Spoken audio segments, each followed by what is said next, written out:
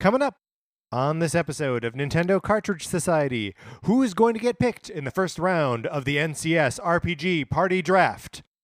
It's dangerous to go alone, so the Nintendo Cartridge Society goes with you.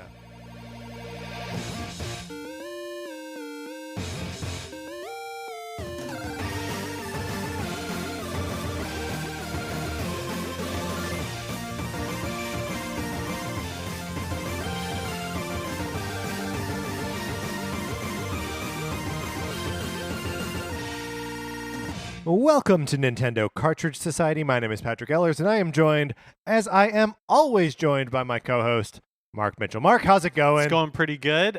This past week I got blood drawn for the first time in like a while. And so the nurse who came in, he was really nice, and he was like, "Oh, so how do you normally do when you get your blood drawn?" Right. I was like, "It's been so long." You pointed to the two dots on your neck. Yes, exactly.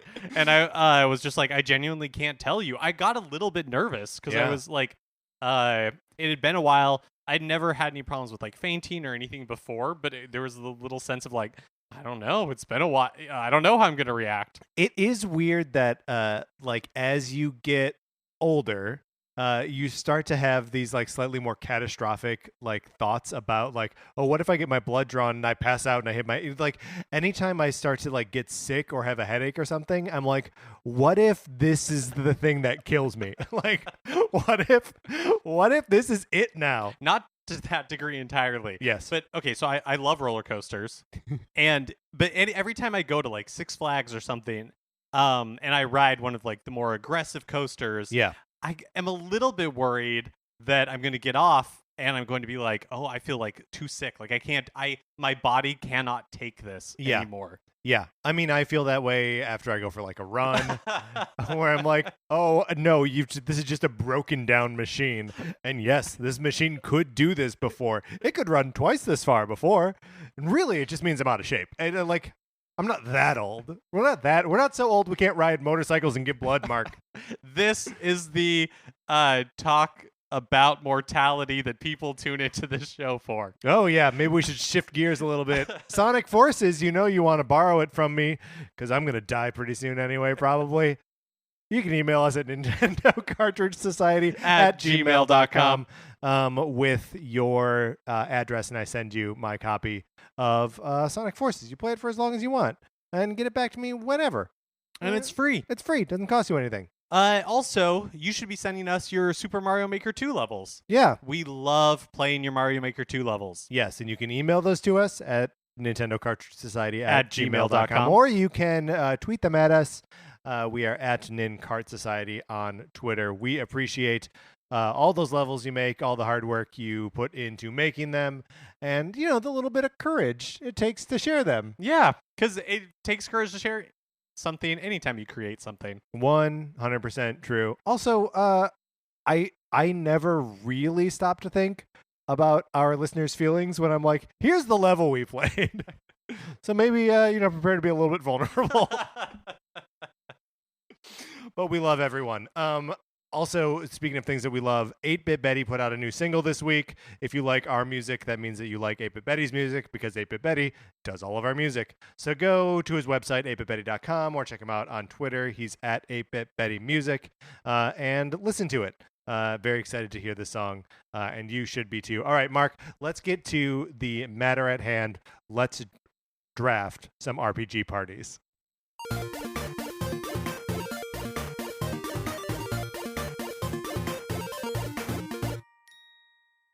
First, we got to figure out some rules. That's here. right. The most fun part of any game is figuring out the rules on mic while everyone is listening. No, but I think this is because it's important. It's important. So the first rule that I think we can both agree on, and that we have both already agreed on, is what a party is. So we are going to use the template as laid forth by the original Final Fantasy, and our parties are made up of 6 distinct character classes. They are the fighter, the thief, the black belt, the white mage, the black mage, and the red mage. And let's just run through really quickly like a broad overview of what each of these characters are. Sure. The fighter is like the most typical character in the game. Yep. They can use any weapon. Yeah. They deal a lot of damage. They can take a lot of damage. And in terms of like original Final Fantasy, represent the highest like money investment, as you need to keep buying them new and better weapons and armor because they know how to use them. Next up is the Thief. Arguably in Final Fantasy, a character you should not have in your party because the stats on him are all messed up. But I think more broadly in like the Final Fantasy like oeuvre of characters, you got your guys like Zidane or Locke from Final Fantasy VI. These are characters that are fast, that have the ability to steal items from enemies, and that's about it. Kind of lower power hitters, but they're still they can still use a lot of the same weapons that the fighter can. Next is the Monk, also known as the Black Belt. Yep. This is your pugilist. That's right. Someone who is you're probably going to buy him nunchucks at some point, but also like he can just use fists. Yeah, and a lot of times you're just better off having them use fists. Represents kind of like one of the lower money investments you have to make in this sort of character because they don't require as much equipment. I also feel like it's a little bit of a wild card slot too because so frequently we get those like monk or like karate characters that have special abilities like Blitz or like the Yang's kick move in Final Fantasy II that like kind of have magic-like effects. So a little bit more of a wild card. And then from there we have the mages. But I think they actually are, at least in the first Final Fantasy game, the only character who can't equip magic. Is that right? Like they don't have any magic abilities. I think you're right. But I also think the fighter can't equip. Like when they level up and the fighter becomes a knight, I don't think he can. The thief who becomes a ninja can equip some magic. But also, I'm guessing a lot here. And also, it won't matter for our draft. It will not matter for this at draft. And then we're to the mages, and they go white mage, your healer, black mage, your damage dealer, and red mage, who's sort of whatever. A little bit of both. A little bit of both, and sort of whatever is left as far as magic is concerned. Yeah. So we are going to pick characters that are either Nintendo characters or characters that appear like prominently on Nintendo. Yeah, so all right, I think the letter of the law that we laid out was they have to be in an RPG that appeared on Nintendo platforms. Okay, so I wasn't thinking of just RPGs that appeared on Nintendo platforms. I think that's totally fine. Great. I told you before that I didn't come in with like a hard and fast list.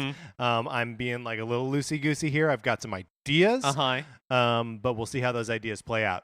Once a character has been selected by either of us for any role, it is no longer available to the other player at all. And we will do like a snake style. I know there's only two of us here. But so it'll go either mark me, mark, or me, mark, me. Great vocal warm-up. Thank you. Me, mark, me. And we to determine who picks first.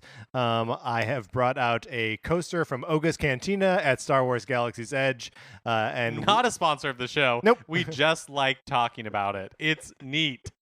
And I can flip it. Mark, you want to call it in the air? Sure. The options are Ewok, like Space Martini, right, or Ewok. Okay. Mark, you call it in the air, and then you get to choose if you're going first. Okay. Space Martini. Space Martini it is. Would you like to go first, or would you like to go second? In this short snake draft, I don't think it'll make too much of a difference, so I elect to go first. All right, very good. Okay, so I'm gonna say I was that listeners, let me start all over. I was going to say, before we determined that any Nintendo character was eligible, I was going to say that people should go back and listen to our episode where we determined the 8 best RPGs, because there were some interesting choices in there. Oh, yeah. Like Animal Crossing and Breath of the Wild that some people might not agree are RPGs, but we definitively determined they were, so that's how I was getting them in here. And among the 8 best on Nintendo platforms. Ever. Okay, that list is still definitive, by the way.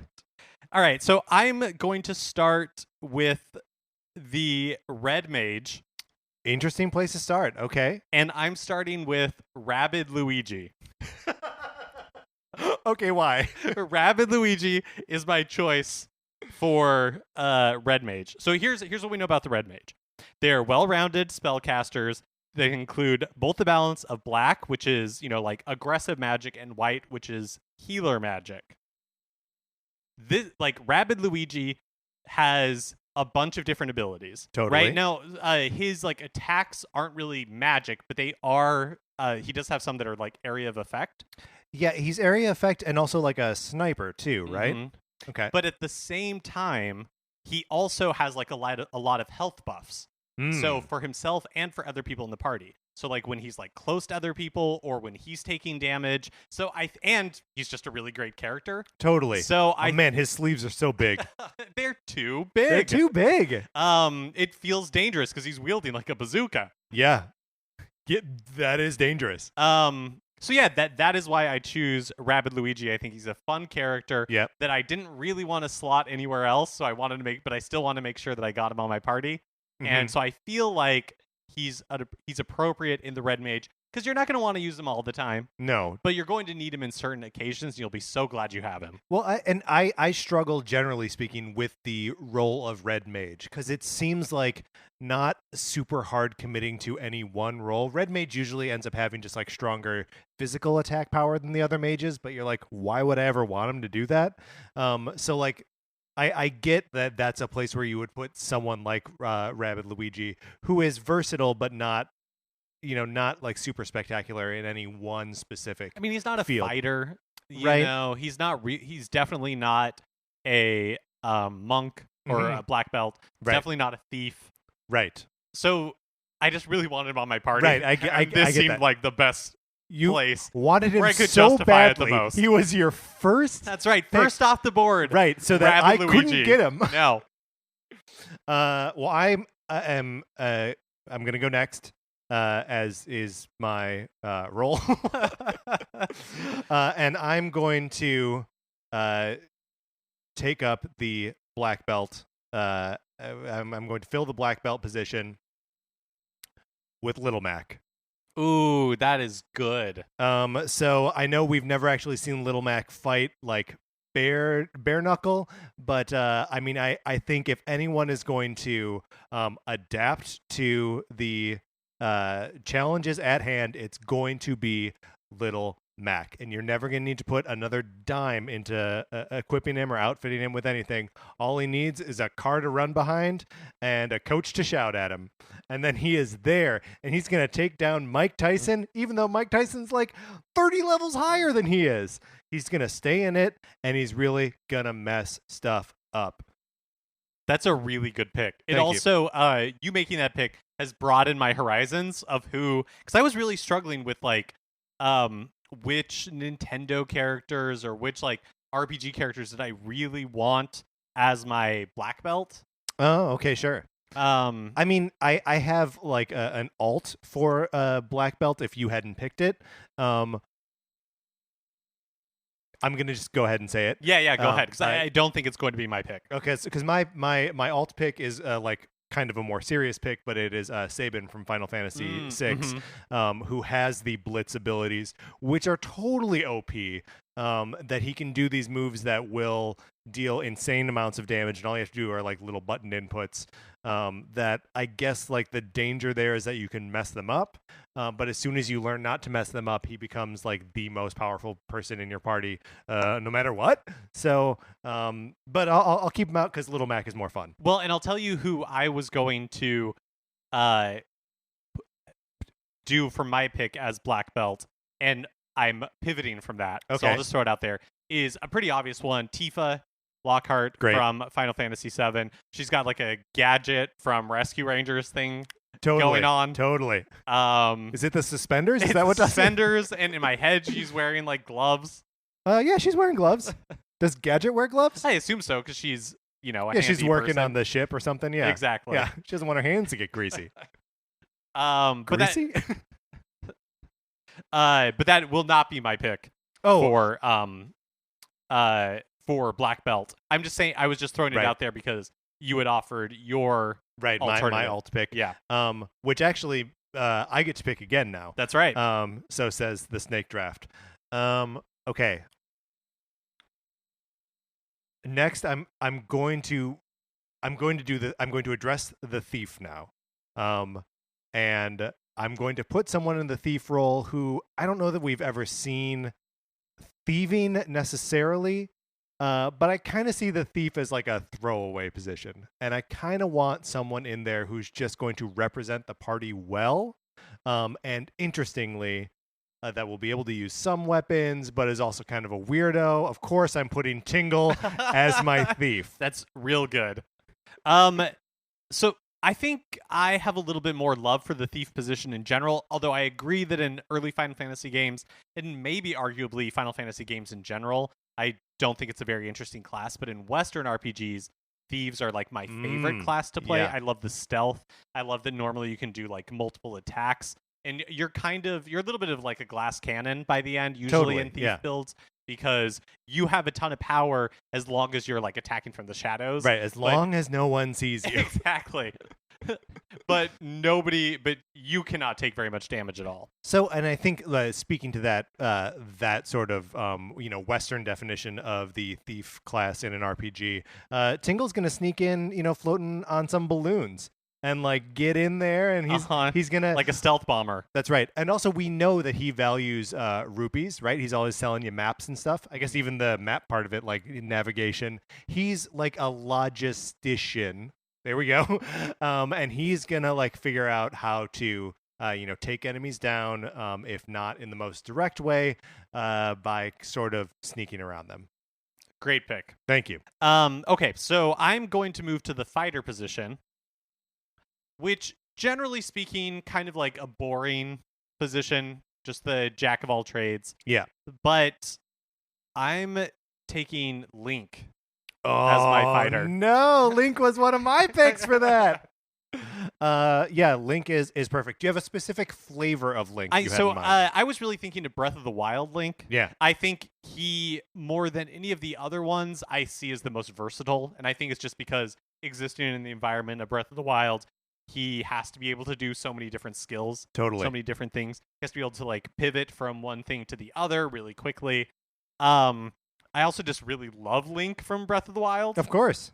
I mean, it is a Link that you spend like 100 hours with. And probably, I feel like has the most personality, even though he's not voiced. Mm-hmm. I think he's just like super expressive. And you have so much control over that expression, or at least like you have so much control over the way other people in the world react to you. Like, if you're not wearing a shirt and you're standing on a table, people are going to freak out. I mean, first they're going to be like, "What are you doing on that table?" And then they're going to be like, blushing and like, "Oh." It's really fun. I really like that Link. Mm-hmm. I think he fits well into the fighter class, just as someone who is really versatile. Yeah. But doesn't really have like the strong personality that I associate with maybe some of the other classes. I mean, I would almost put the Twilight Princess Link in the fighter role, just because he feels more like a sturdy, like combat for whatever reason feels more like kind of central to that game. Yes. Also, he's a little bit more stoic as a character. Totally. And like that he keeps going into this like astral plane to learn from a skeleton version of himself how to be a better warrior. Like it just feels like he's very focused on being a good fighter. Downside, you can't make him not wear a shirt. Yeah, I mean, that is irrefutable. You're right. It is Link from Breath of the Wild. Or no one. All right, because of this short snake, I am next. And so I'm going for White Mage. Okay, very interesting. And I am choosing Isabelle from the Animal Crossing series. Okay. Now, tell me why. Yeah, so Isabelle, obviously not a magic user. Right. But being a White Mage, you're the support. Sure. Right? And when Isabelle, especially in New Leaf, she's so fretting. She's trying to help you out. You're the new mayor. She just wants everything to go well. She's like working herself to the bone. She's not getting any of the credit, right? She's not out in front. Yeah. And that's what the support class is, right? If you've ever played an MMORPG, nobody wants to be support. Nobody wants to be a healer, but they are so necessary. Yeah. And when that healer is there, you are so grateful that somebody is playing that role. And I think that is the role that Isabelle is holding Animal Crossing, is holding your town, Yes. the town of pizza, together. One of the things that I love about the white mage and like the healer class is that like everyone else is very clearly playing against the enemies, but the healer in some way is just playing against the other characters, right? Like trying to make sure that you don't die. And yeah, Isabelle is like the perfect like embodiment of that she is going to keep you, the mayor, alive and your town afloat. That's a very good pick, Mark. I would like now to select for my third pick a red mage. And I'm going to go a little bit, I'm going to be very specific here. I am drafting Rydia of the Mist from Final Fantasy II as a child. So this is before she gets separated from your party and grows up in the Land of Monsters, back when she can still cast both white and black magic. But the real reason here is I want these summons. I love a good summoner, and I don't like. I feel like pigeonholing like black mage or white mage. Like a summoner shouldn't really fall under either of those categories. I think a red mage has to be versatile in this way. She's gonna summon me some titans. She's gonna summon me some chocobos. She's gonna summon me Shiva, blasting you with ice. And also, I just love that character. I think Rydia was one of the first video game characters that I remember like having genuine like empathy for. Her whole town gets burned down in the beginning of the game, and the main character is responsible for it. It's horrifying, but she's great, and I love her, and she's gonna be my red mage. If that's good. If you have no objections. No, I think that's very good. And then I'm gonna go to my fighter class. And I'm going to recruit. I mean, you picked Link already, right? Who is no doubt an amazing warrior and is gonna, he's gonna crush some skulls, right? I'm gonna draft Samus Aran. Ooh, the bounty hunter. That is good. Because she goes toe to toe with monsters who are 2 stories tall and have wings. And, she is. I understand that like bounty hunter is maybe a little bit more of like a rogue class. But for as much as she claims to be a bounty hunter, she is frequently a tool of the like the Galactic Marines. She's a soldier, right? She's going to get the job done no matter the personal, physical cost to her. I understand I'm going to need to be outfitting her with more missiles and super missiles and power bombs. It's going to cost me a lot of gold or gil, depending on what game we're playing. But Samus Aran is my pick for fighter. That's good. Okay, so I am going to move on to thief. Okay. And my thief is going to be my Byleth from Fire Emblem Three Houses. Okay, you're playing male Byleth, right? Yes, okay. I am. Uh-huh. And I'm right now I'm a thief class. Oh, okay. Which I'm really liking a lot. Okay. I for whatever reason, there's zero customization to your character in this game. Like I'm pretty much you can put glasses on him. I can put glasses on him. Depending on your class, your outfit changes. You don't really talk. You have basically like it's like Pokemon NPC blank expression for the most part. Mm-hmm. You like move your hand to indicate to like emphatically make a point. Yep. But for the most part, you have no personality. And yet for whatever reason, maybe it is that like blank slateness, I really like my Byleth. I love that specifically it's your Byleth. not just Byleth as a character, but Byleth in general. So yeah, that's my choice for thief. Yeah, good pick for thief. Especially because in your game he is a thief right now, so tautologically true. Good. Okay, and then moving on to black belt. I'm just gonna, to me this feels like an obvious one, so I apologize for it. But Captain Falcon. Oh man, he's gonna deliver some Falcon punches. He's like on command. Yeah, yeah. Side B, baby. Is it side B or is it standing B? I'm going to be honest. I couldn't tell you. Hey, neither could I. Do you worry that him being, because he too is a bounty hunter, right? I mean, he's a racer, right? But I think he hunts bounty on the side. Yeah, I mean, I think he may race on the side. So you're saying that bounty hunting might be his primary occupation. Yeah, and racing is something he does for fun on the weekends to blow off steam. Right. Not the other way around. That's right. Oh, that's interesting. I mean, I know that he is also a bounty hunter.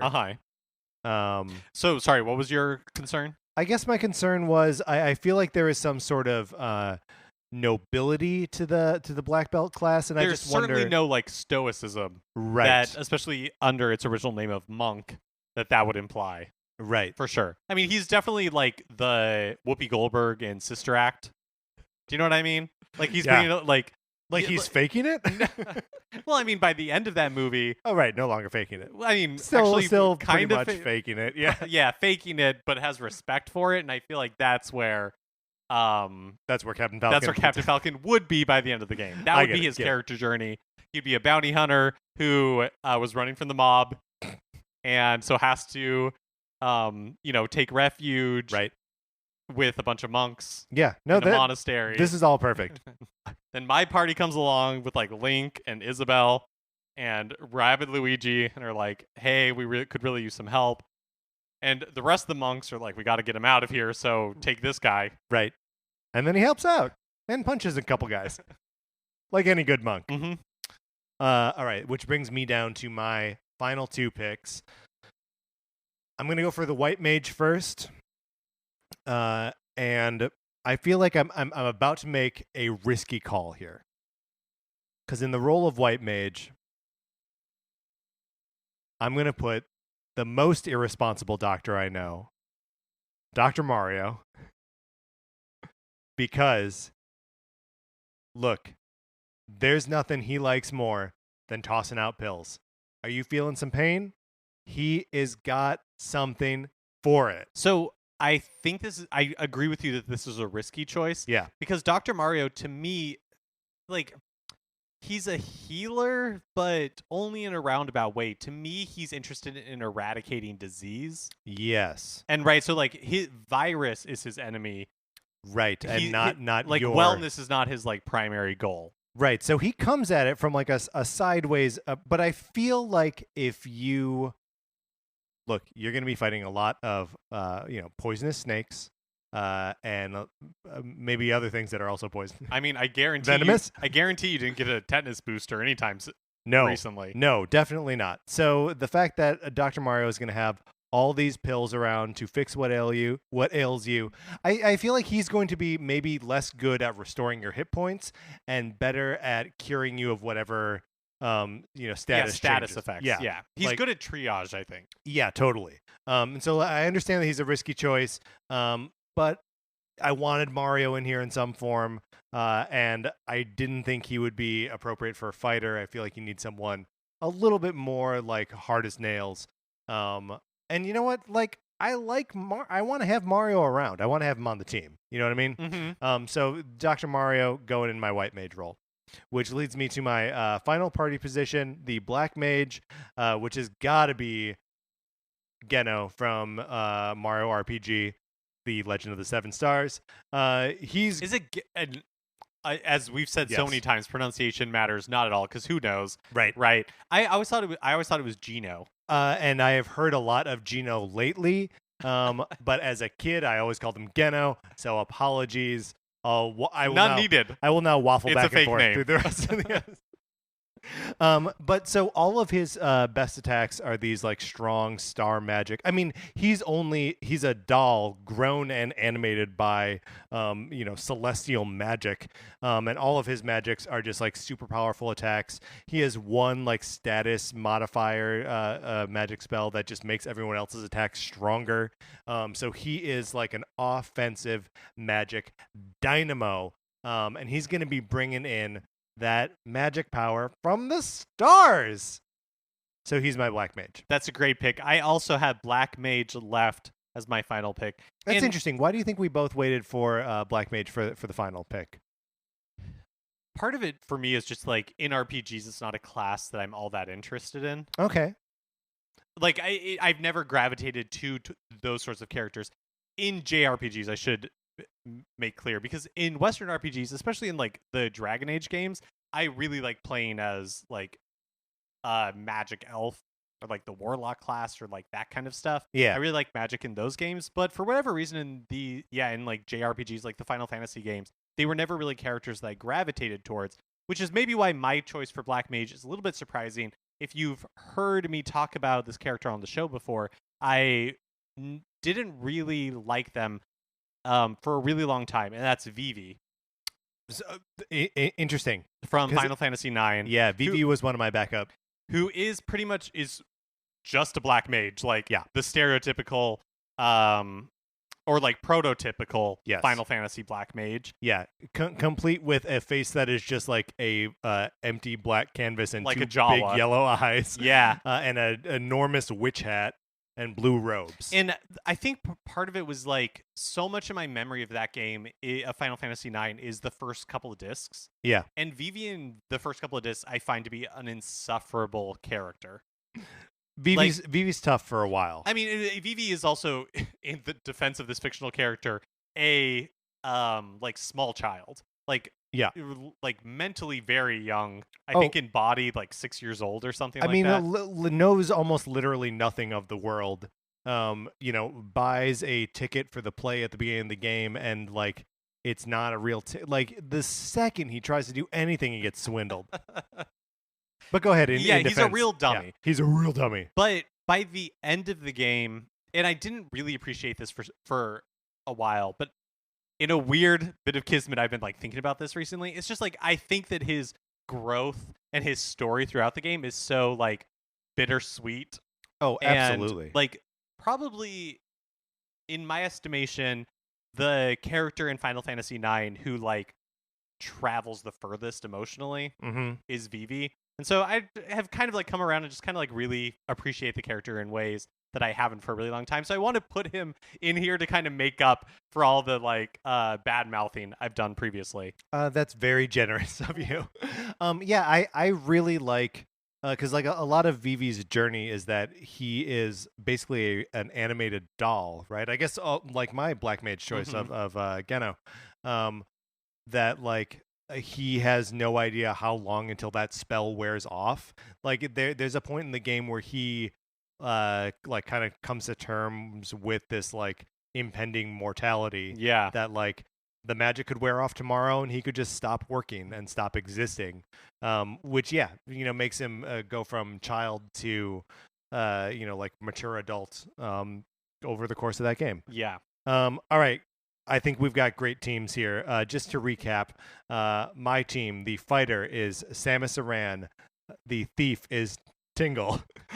The black belt is Little Mac. The white mage is Dr. Mario. So risky. The black mage is Geno, and the red mage is Rydia.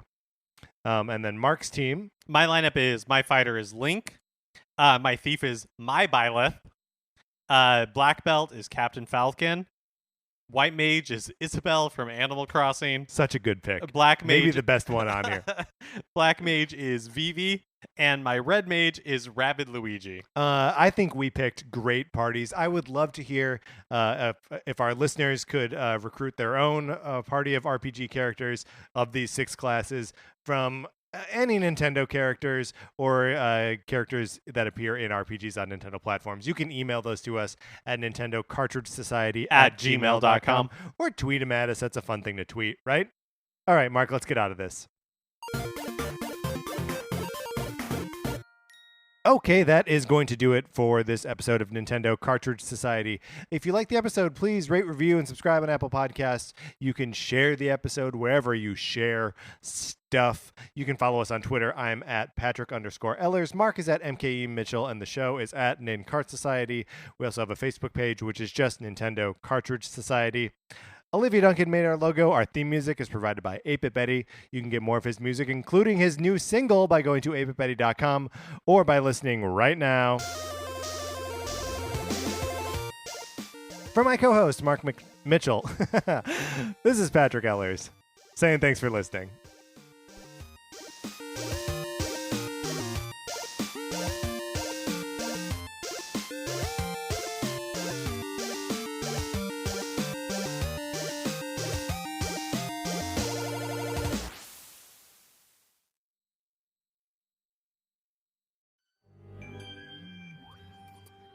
Ever wanted to hear from the neighbor at 9 Cloverfield Lane?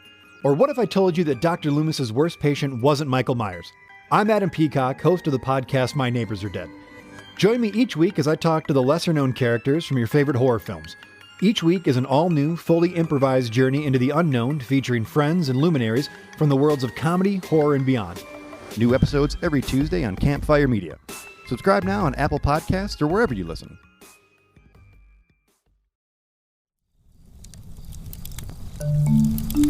Campfire.